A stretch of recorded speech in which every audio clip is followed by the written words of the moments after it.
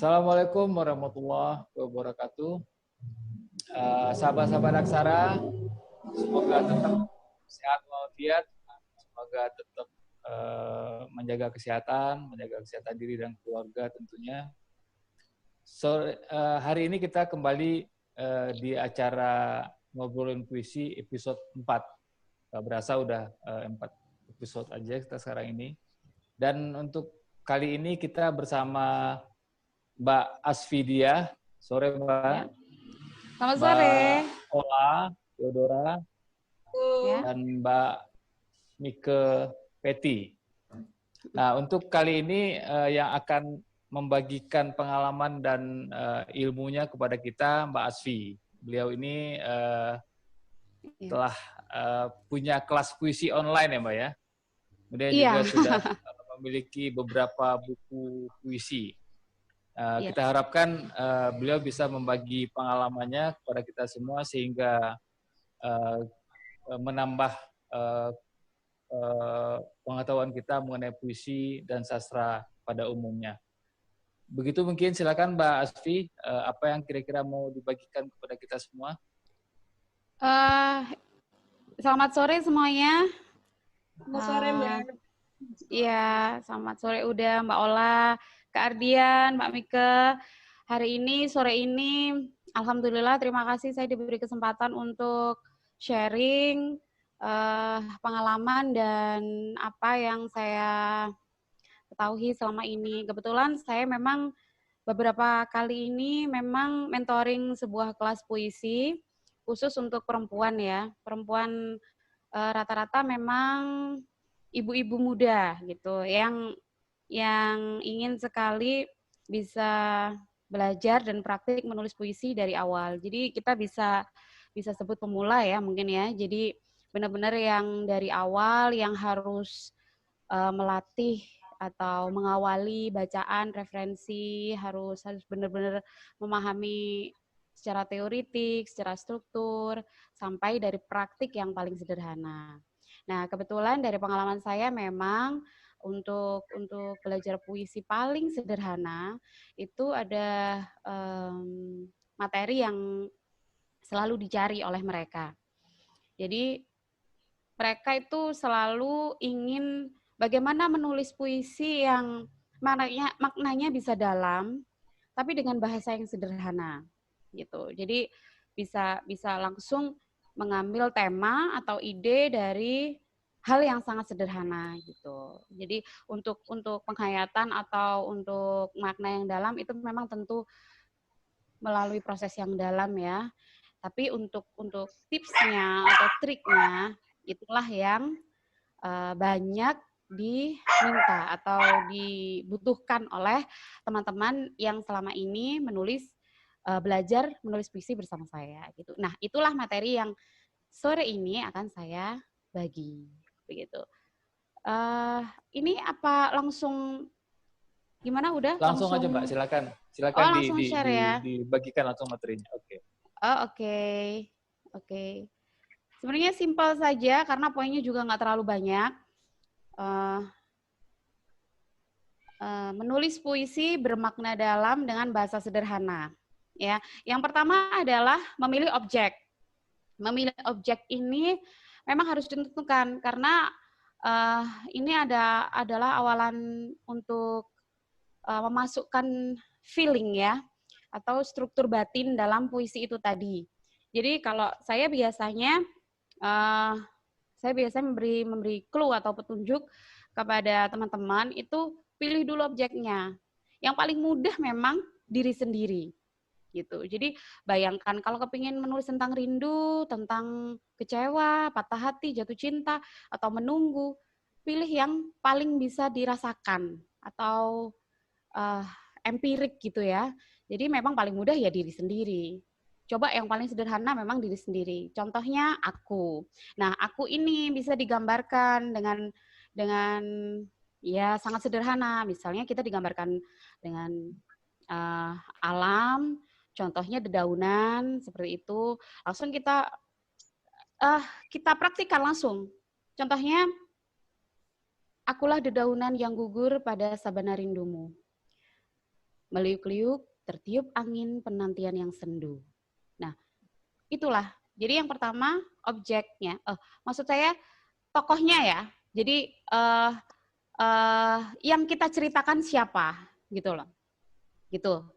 Nah, ini saya milih aku ya, dan menjadi siapa, gitu. Kemudian yang kedua adalah kita bisa melihat apa saja di sekitar. Kita bisa melihat apa saja di sekitar. Waktu kita menulis puisi, mungkin ide bisa mentok, tapi kita langsung saja melihat di sekitar. Kalau kita melihat sesuatu, itu tidak usah, maksud saya, tidak perlu muluk-muluk. Jadi kita lihat apa di depan kita, itu bisa langsung kita masukkan ke dalam materi. Contoh, kita melihat tangga berunda-unda. Kita masukkan saja di diksi. Tangga berunda-unda, memanggil langkahnya sendiri, atau seperti itu. Contoh lagi misalnya kursi. Kita bisa bicara tentang duduk, kita bisa bicara terduduk, atau kursi yang sebagai simbol bahwa menunggu, ruang tunggu berisi kursi apa gitu. Jadi tetap itu bisa menjadi bahan atau ide. Selanjutnya, suasana. Manfaatkan suasana yang dirasa. Jadi, suasana pada saat menulis, misalnya, sedang sunyi, itu digambarkan secara personal. Sunyi yang seperti apa? Karena setiap orang itu memiliki feeling atau mood sendiri-sendiri ya. Kadang ada yang walaupun misalnya di tengah mall, tapi hatinya kesepian, dia akan menggambarkan, sangat bisa menggambarkan bagaimana kesunyian di tengah keramaian misalnya gitu. Atau benar-benar sunyi yang dalam arti sebenarnya, di dalam kamar, malam hari, hujan deras, terlebih dengan perasaan yang sangat sakit, ditinggalkan seseorang yang disayang misalnya, itu sangat membantu. Jadi bising, sunyi, lapar misalnya, atau resah karena menunggu kabar. Nah, itu langsung bisa diterjemahkan atau dimasukkan, dituangkan dalam diksi. Contohnya misalnya, sunyi yang meruang pada gendang telingaku, menambuh hening sia-sia dan semu. Jadi digambarkan langsung. Selanjutnya adalah tulis saja puisi. Ini yang paling penting karena bagi penulis puisi pemula termasuk misalnya ibu-ibu yang selama ini cuma membaca, nggak pernah menorehkan kata-kata, yang taunya bahwa puisi itu cuma pujaan. Puisi itu berarti kata-kata memuja seseorang. Aku merindukanmu, aku mencintaimu, kau adalah satu-satu pelita dalam hidupku. Taunya seperti itu ya. Ini sangat sulit. Bagi mereka untuk mengawalinya sulit. Ada beberapa orang yang sulit memulai menulis puisi itu karena dia tidak suka memuja seseorang atau memuja suasana. Saya nggak bisa, saya sulit untuk mengapresiasi sesuatu yang itu bukan milik saya misalnya. Itu ada masalah mereka itu seperti itu gitu. Jadi bagi saya yang pertama adalah tulis saja puisi. Jadi selain pertama 3 poin tadi, objek, tokoh, subjek dan lain sebagainya dicampur jadi satu, kemudian benda-benda di sekitar yang bahkan hanya sepele itu dimasukkan di diksi, kemudian suasana yang dirasakan itu 3 tadi itu. Yang paling penting adalah ditulisnya gitu. Jadi ditulis saja walaupun pendek, walaupun patah-patah, walaupun tidak beraturan, yang pertama memang harus ditulis. Ya itu semangat seperti itu ya, mood seperti itu yang memang harus dilatih untuk teman-teman yang ingin menulis puisi. Begitu. Nah, setelah dirasa cukup, setelah mungkin beberapa larik, beberapa baris, kemudian jadi 1 bait atau 2 bait, intinya sudah puas dengan materi tadi, baru dibaca lagi. Ada baiknya sih memang diendapkan beberapa menit, beberapa jam, atau beberapa hari, itu tergantung ya proses, karena setiap orang beda-beda, setiap puisi juga beda-beda. Jadi ada yang butuh berhari-hari untuk, wah aku nggak yakin dengan puisi ini. Ada yang cuma 5 menit udah jadi. Itu memang beda-beda. Jadi bagi saya sebelum itu dipublikasi atau di-share, atau minimal kita harus puas dulu, kita harus kenyang dengan puisi ini, yakin, oh ini bagus. Jadi caranya adalah dibaca lagi, dirasakan feel-nya. Nah, ini juga boleh dikoreksi atau tidak. Nah, kalau enggak dan ini sudah oke, baru dipublikasikan. Kadang beberapa udah di-share, ternyata kok nggak cocok, diedit lagi. Itu ya menurut saya sah-sah saja, karena puisi itu juga proses ya, proses meyakinkan diri bahwa itu karya, bahwa itu buah dari intelektual, buah dari perasaan kita gitu. Udah gitu, itu ada beberapa poin yang sangat penting itu tadi. Yang terakhir memang saya selalu tekankan pada teman-teman yang menulis puisi. Kebetulan memang teman-teman saya itu ibu-ibu rumah tangga, atau kalau nggak ibu rumah tangga ya wanita karir yang kesibukannya luar biasa itu. Jadi tetap saya tekan bahwa jangan lupa banyak-banyak baca puisi. Nah, kalau kepingin bisa nulis puisi ya bacanya puisi gitu. Karena kebanyakan dari teman-teman yang all shop ya, kebanyakan baca status all shop itu, misalnya mereka kebanyakan praktek misalnya selling apa gitu ya.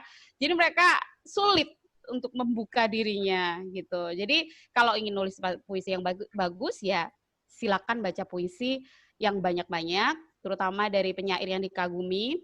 Kemudian baca lagi dari teman-teman sekitar yang saling sama-sama berlatih.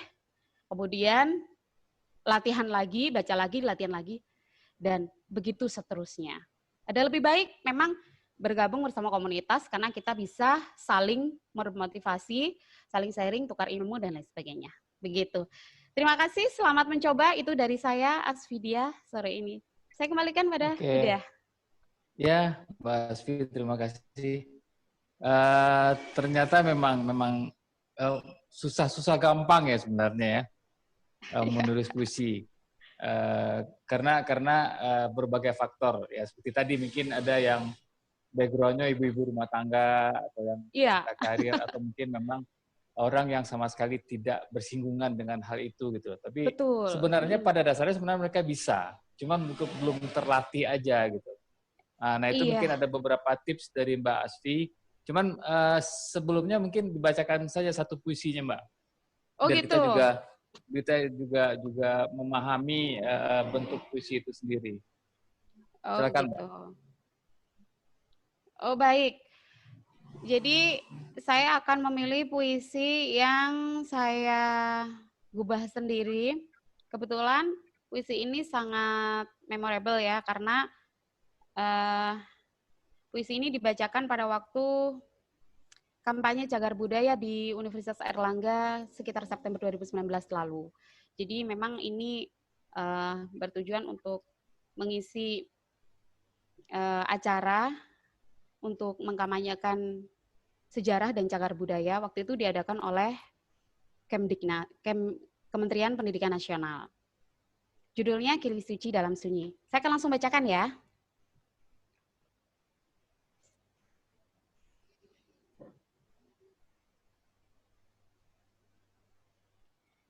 Kili Suci Dalam Sunyi. Andai Dewi Kili Suci mengambil tahta kahuripan, mungkin Jenggala tiada pernah ada. Namun, Sang Sanggrama Wijaya ini jatuh hati pada kesunyian. Daripada pesta pora hedonistik istana. Unjua pada gelora cinta sang lembu sora.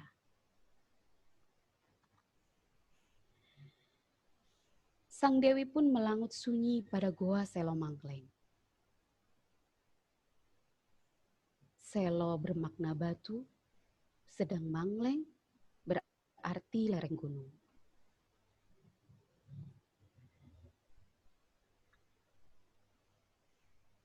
Kejelitaan ragawi melebur dalam tapa brata. Kemasyuran tahta ia kubur dalam goa. Laku, luhur, dan elok sanubari terukir hingga kini. Lalu bagaimana dengan kahuripan?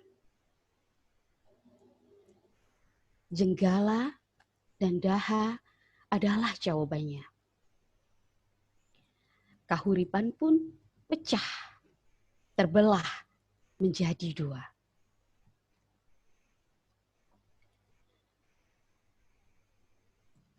Sembah sujudku, Rama Airlangga, aku telah memilih jalan tapa. Kesungguhan kalbu ini tiada terkira. Aku sedia lebur, abadi sepanjang masa, meninggalkan kejayaan atas tahta. Ukiran sejarah Sang Dewi masih terpatri.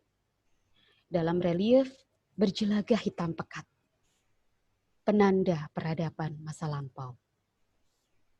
Goa Selong Mangkleng menaungi Dewi Kilis Suci.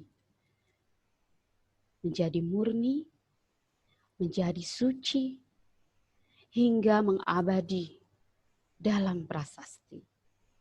Kediri 3 September 2019. Terima kasih. Keren. Makasih, Mbak. Silakan, Dek, Ola. Ya, selamat sore Mbak. Selamat sore.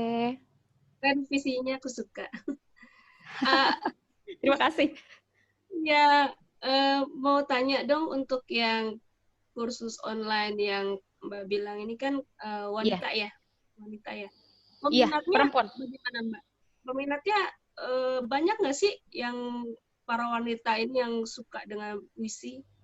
Wah, kalau bagi saya ternyata itu mengejutkan ya, karena banyak sekali, Mbak. Jadi sebelum saya membuka kelas puisi tadinya, memang karena saya itu rutin di wall Facebook, itu sebenarnya memang bagi saya sendiri itu latihan ya. Beberapa tahun lalu saya memang selalu gempur dengan lomba-lomba. Lama-lama karena sudah dengan kesibukan. Kebetulan saya juga penyunting naskah. Jadi saya tuangkan puisi-puisi saya dalam buku berupa antologi bersama teman-teman, dan juga secara rutin, reguler, saya tuangkan pada wall Facebook. Memang paling cepat ya wall Facebook atau Instagram gitu publikasinya. Nah, teman-teman itu sering membaca. Dari teman-teman yang sering membaca, mereka inbox, WA, dan lain sebagainya. Mbak, gimana sih bikin puisi yang sederhana aja deh, yang nggak mau muluk-muluk, yang nggak mau ribet, yang apa gitu, yang mudah ditulis dan langsung bisa, oh orang ini lagi begini gitu. Dan diksinya bisa dinikmati mudah lah gitu. Akhirnya awal tahun kemarin saya diundang komunitas untuk mentoring di situ gitu. Satu kelas pertama kali saya heran bisa sampai menyentuh 40 orang gitu. Itu bagi saya, ya saya pikir kalau misalnya minimal paling nggak 10 atau 15 itu udah bagus, karena satu kelas WA ya, WA group itu 15 semua udah mau baca, itu bagus sekali karena ibu rumah tangga kesibukannya kayak gitu. Ternyata itu kelas pertama sampai 40 dan mereka semua antusias gitu. Yang dari awal memang dasar sekali itu tadi Mbak. Jadi materi yang tadi, tips yang tadi itu sama beberapa praktik puisi, misalnya puisi akrostik, misalnya Tatidusa, atau prosais gitu. Saya lebih langsung ke praktis secara teknis gitu. Jadi kalau akrostik itu kan mudah ya, jadi tinggal pilih kata apa, mau dipanjangkan seperti apa gitu. Jadi saya sih memang lebih banyak praktik, Mbak. Kalau teori, saya pikir gini, saya selalu pesankan ke teman-teman, teori banyak sekali di luar, karena kita sudah googling di mana-mana bisa ya, buku puisi di mana-mana untuk teknik dan lain sebagainya, itu bisa. Yang kita butuhkan adalah membuka itu tadi mental block tadi. Jadi saya nggak bisa, Mbak, saya ini pemalu, nanti saya dikata-katain, misalnya kayak gitu. Apalagi kalau udah kadung jadi ibu rumah tangga ya, Mbak ya, kamu itu apa, bisa apa, misalnya kayak gitu. Karena puisi juga harus butuh dukungan dari teman-teman juga. Misalnya kalau memang suka di-share di platform Facebook, otomatis friend list-nya kan lihat, oh orang ini berlatih puisi. Nah, itu memang harus ditekankan kepedeannya gitu loh. Jadi bagaimana orang itu bisa jadi kadang-kadang prakteknya itu lebih kepada gimana mengcounter teman-teman yang misalnya cie-cie kayak gitu. Kan kadang kan kalau nggak biasa nulis puisi itu tiba-tiba baca puisi, lagi kasmaran ya, lagi capek, lagi apa kayak gitu. Itu bagi saya justru modal yang harus ditanamkan pada teman-teman yang itu tadi, ibu-ibu belajar Facebook itu tadi, belajar puisi di Facebook, kayak gitu. Jadi lebih ke mental ya. Itu sulit sekali, Mbak. Gitu. Ada ininya nggak, Mbak? Ada levelnya nggak kalau kayak gitu? Misalnya kayak kursus lain kan ada yang basic, intermediate, atau advance-nya gitu. Kalau Mbak sendiri dalam membuat kursus puisi bagaimana? Jadi gini. Saya di awal kelas akan interview ya Mbak satu-satu. Jadi motivasinya apa sih yang bikin kalian sangat jatuh cinta sama puisi? Karena itu tadi pertama harus seneng dulu. Kalau cuma mau gaya-gayaan ya sulit, ya nggak apa-apa, ya silahkan. Motivasi tiap orang beda-beda. Tapi ya itu akan tidak mudah kalau cuma untuk biar kata keren misalnya gitu. Harus suka dulu itu. Itu saya tanyakan dulu. Pernahkah nulis puisi? Rata-rata memang mereka itu belum terbiasa. Jadi belum menelurkan buku dan lain sebagainya atau apa ya. Nah, itu saya anggap pemula gitu. Jadi di situ saya klasifikasikan, saya ambil kesepakatan dengan mereka bahwa mereka benar-benar memang menganggap dirinya pemula. Jadi berawal belajar dari dasar. Itu yang akhirnya saya sampaikan kepada penyelenggara bahwa kelas ini memang untuk pemula gitu. Jadi untuk kelas yang selanjutnya ada beberapa teman yang memang sudah masuk di kelas awal, dia ingin ke kelas advance gitu ya misalnya Mbak ya. Bikin lagi dong yang kelas atasnya, level atasnya gitu. Nah, ini memang masih proses. Kemarin ada 2 kelas itu sebenarnya sama-sama pemulanya, cuma ditambah materi sedikit gitu aja.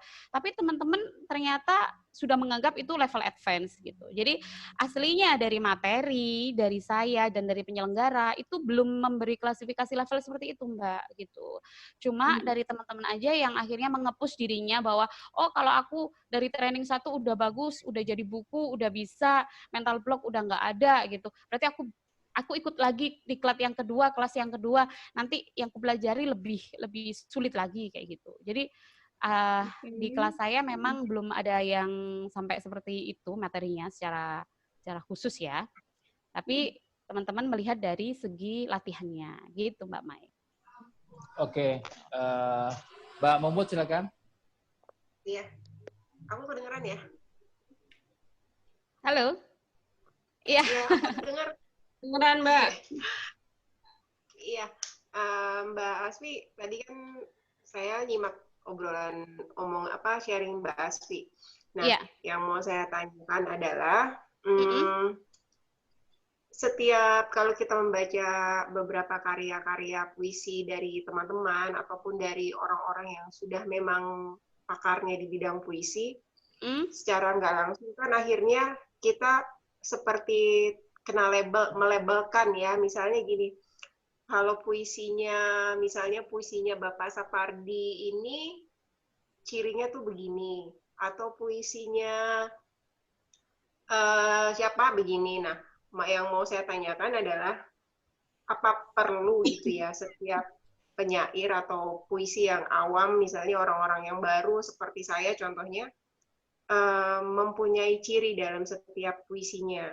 Nah, itu lalu kalau misalnya perlu seperti itu dan memang terciri akhirnya caranya itu apa ada ya untuk sebuah ciri. Misalnya kan terkenal ya kalau misalnya Sapardi dengan puisi cintanya yang mendayu-dayu, yang genit-genit, manja gitu seperti itu misalnya. Nah, apa perlu gitu untuk setiap personal itu punya ciri masing-masing? Oh begitu. Itu penyair secara umum ya Mbak ya?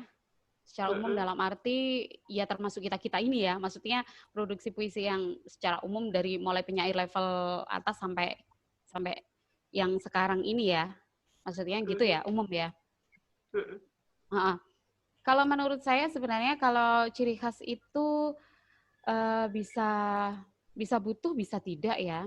Karena sebenarnya itu dibangun. Kalau untuk kelas level penyair lawas mungkin itu dibangun dengan bertahun-tahun ya. Jadi yang melabelkan ciri khasnya tentu pembaca gitu. Jadi misalnya Sapardi jelas itu sudah dibangun bertahun-tahun, dinikmati oleh penikmatnya, pembacanya, atau ya seperti itu saya pikir akan muncul dengan sendirinya. Kalau secara umum penulis puisi seperti zaman sekarang itu bisa butuh juga gitu. Walaupun sebenarnya menurut saya itu juga akan terjadi dengan sendirinya karena warna atau feeling dari setiap penulis puisi itu pasti beda. Jadi diksi yang digunakan sama, misalnya senja, buku, atau kopi, tapi feel-nya pasti beda. Walaupun panjang, walaupun satu pendek, ada juga yang suka spesialisasi puisi lirik. Panjang-panjang, ada dialognya, prosa liris misalnya, ada juga yang suka puisi Pati Dusa misalnya, dengan kata-kata susunan tipografi dan lain sebagainya, atau mereka akan menulis pada zona nyaman mereka lah. Dalam arti aku suka struktur seperti ini gitu. Nah, itulah yang akan membangun ciri khas. Kalau dari pengalaman saya menekuni puisi beberapa tahun terakhir dan saya memang kebanyakan menikmati dari Facebook, dari Instagram, dari teman-teman ya secara luas ya, baik itu ibu-ibu atau teman-teman penulis muda, laki-laki, perempuan, kayak gitu. Saya memang melihatnya ciri itu akan kelihatan dengan sendirinya. Kalau saya menikmati puisi dari hari ke hari, saya kayak otomatis bisa tahu. Oh misalnya gini, oh ini puisinya udah kayak gitu. Itu saya ngerasa ini walaupun nggak dikasih nama misalnya. Walaupun nggak dikasih nama. Berarti itu dengan kebiasaan berarti ya, dengan kebiasaannya betul. Akhirnya ciri itu melekat sendiri ya labelnya ya. Iya, betul. Sebenarnya kalau butuh atau tidak itu seakan udah nggak bisa itu hal yang di luar lebih ke arah impact ya, lebih ke arah efek. Karena menulis puisi itu kan ya kalau bagi kita yang sangat suka itu kan harus setiap hari ya Mbak. Jadi ada sebuah kebutuhan gitu loh. Nggak enak, satu hari ini, sore ini belum ada puisi sama sekali. Misalnya ngopi nggak lahir puisi kayak apa gitu ya. Kayak misalnya senja hujan, aduh pas hujan-hujan deras gitu, diem aja gitu, bengong. Nggak. Minimal 3 kata kayak, 1 kata kayak, minimal kayak udah itu kan selalu indah di tengah ya. Tulisannya saya di tengah, terus ada titiknya 2. Kenapa harus ada titik 2 dia? Ya, itu saya pikir itu akhirnya jadi sebenarnya.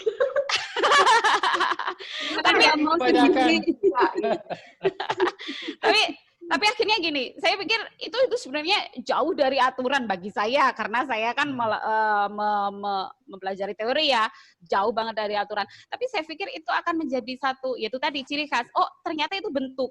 Jadi kalau misalnya kita gini nih punya wajah, puisinya udah, misalnya kita kupas punya udah ya, itu wajahnya memang seperti itu, dia akan seperti itu terus gitu loh wajah puisinya. Ada titik 2 di awal dan di akhir, dan beliau memang suka seperti itu. Gitu. Anggap saja mungkin itu kalau perempuan ya lipstiknya atau jilbabnya kayak gitu. Jadi itu wajah ya, sama dengan akhirnya penampilan puisi misalnya tipografi kayak gitu, ukiran kata misalnya dibentuk jadi apa gitu. Itu bagi saya memang passion setiap orang akan beda-beda dan itu bisa menjadi ciri khas dengan sendirinya. Kayak gitu. Saya berkumis dong ya. Kalau cowok. Iya.